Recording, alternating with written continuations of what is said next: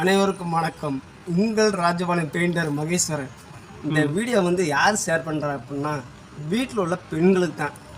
அதாவது உங்களுடைய கணவர் ஒரு வேலைக்கு போய்ட்டு வர லேட் ஆகும், பல காரியங்கள் பண்ணுறதுக்கு லேட் ஆகும், நிறைய சோழிகள் இருக்குது ஆண்களுக்கு அதாவது உங்களுடைய கணவர்களுக்கு.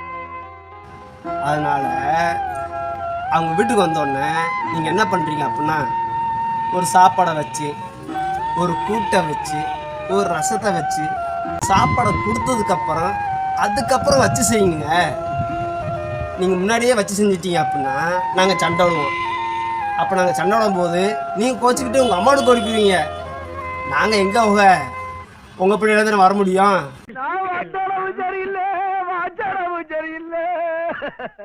என்ன நடக்குதுங்க? ஏதோ நடக்குதா? அடியே அடிச்சு விட்டாயா மரியாதை இல்லாம